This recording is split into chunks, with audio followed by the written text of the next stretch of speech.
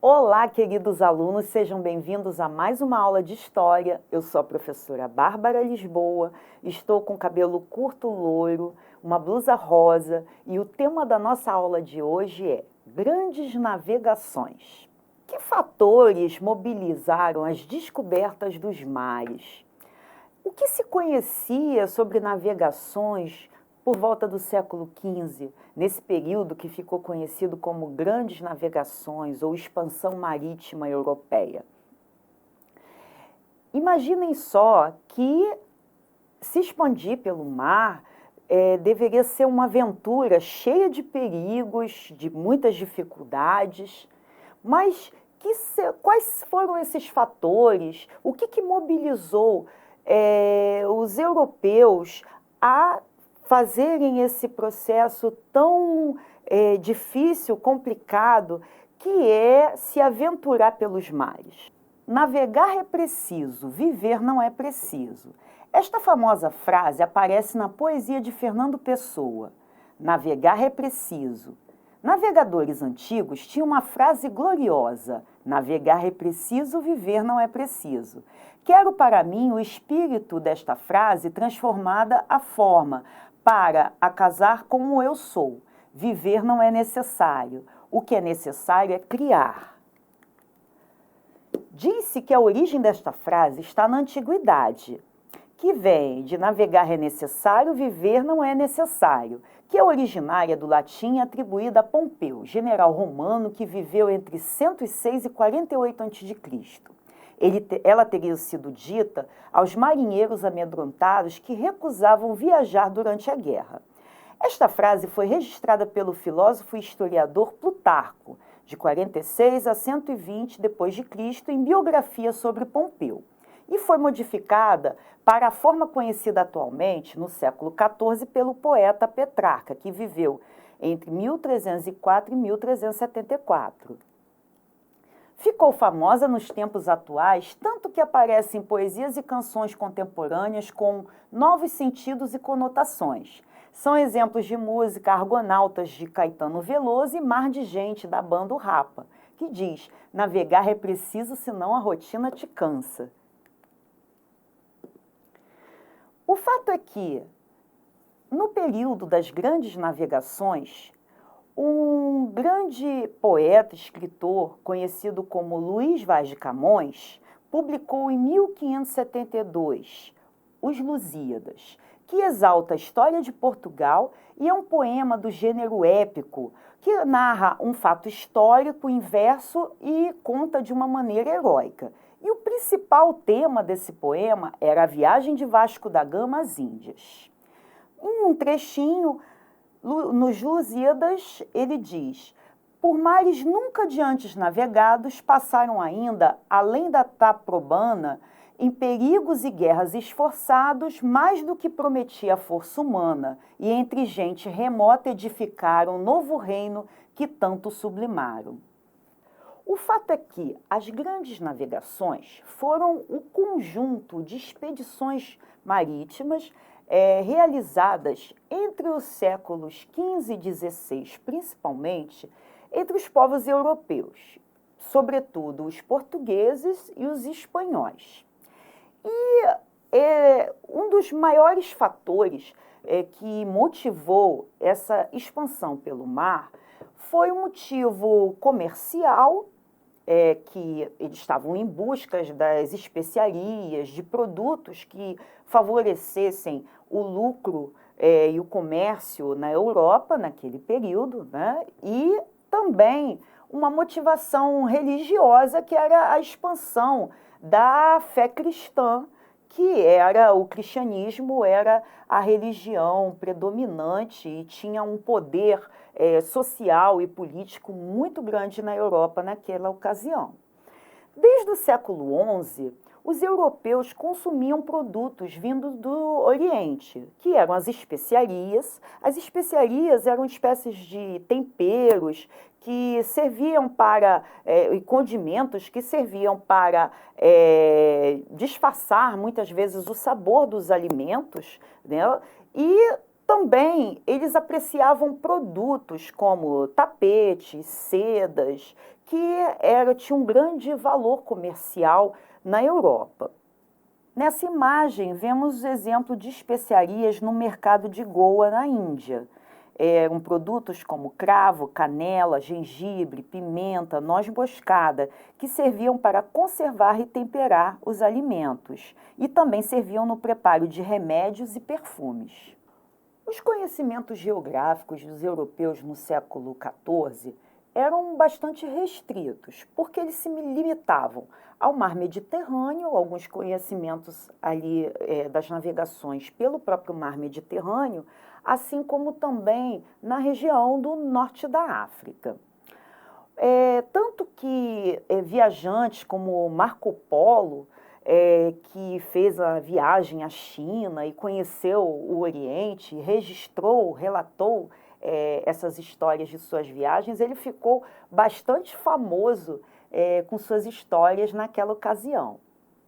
O fato é que os produtos orientais, eles eram muito apreciados pelos povos europeus e no século XIV, quem tinha o monopólio desses produtos eram os comerciantes italianos, né, que a Itália ainda não existia enquanto um país, mas as cidades de Gênova e Veneza, principalmente, os mercadores daquela região, eles dominavam o comércio do Mediterrâneo, assim como os povos árabes. Com a queda de Constantinopla, importantes polos, né, de comércio de seda e de especiarias foram bloqueados na região do Mediterrâneo.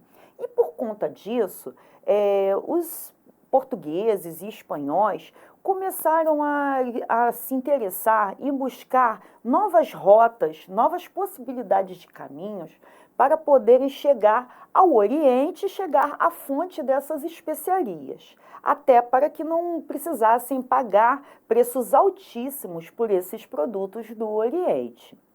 E naquele período também existiam muitas ideias medievais, né, sobre alguns mitos, né, sobre o Oceano Atlântico, tanto que ele era conhecido como o Mar Tenebroso. Muitos ainda acreditavam que a Terra não era redonda e também que existiam monstros marinhos nas regiões, né, do Oceano Atlântico. Aqui são algumas imagens medievais da forma como era o imaginário europeu em relação aos monstros marinhos no conhecido como Mar Tenebroso, que era o Oceano Atlântico. A situação começou a mudar nas primeiras décadas do século XV, quando os portugueses conquistaram Ceuta, que era um entreposto comercial de domínio árabe. E aí os portugueses começaram a investir nessas navegações. Portugal saiu na frente, foi pioneiro nessas grandes navegações. E alguns motivos levaram a esse pioneirismo, como, por exemplo, primeiro, Portugal tinha uma localização geográfica muito favorável, o que favorecia, né, essas navegações.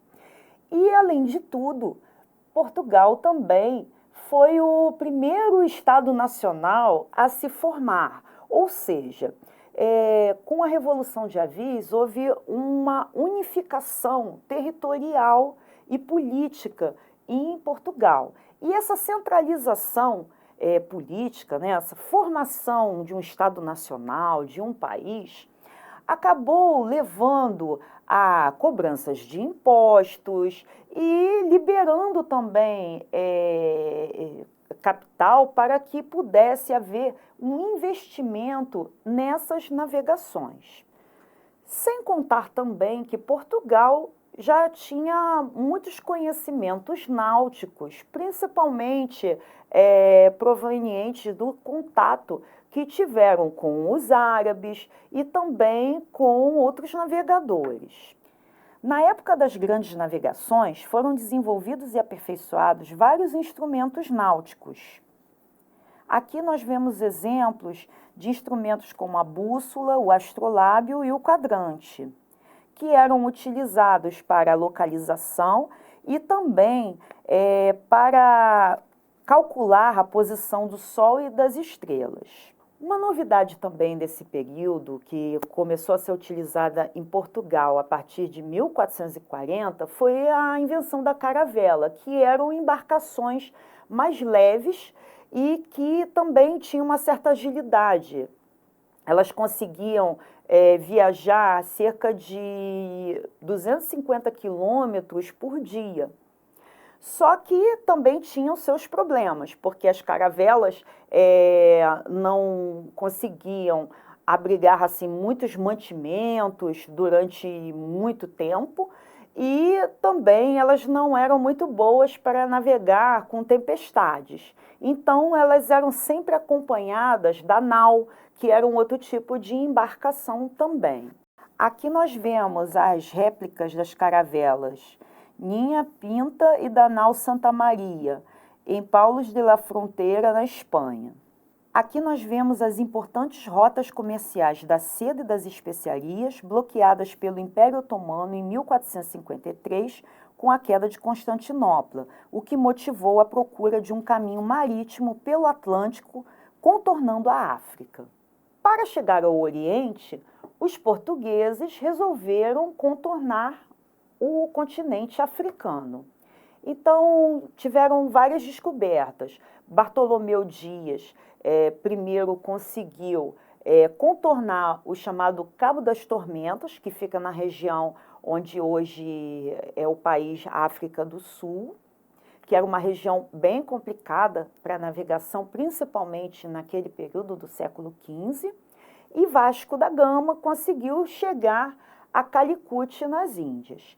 E logo depois, Pedro Álvares Cabral também, numa de suas viagens até as Índias, se afastou um pouco e chegou também no Brasil.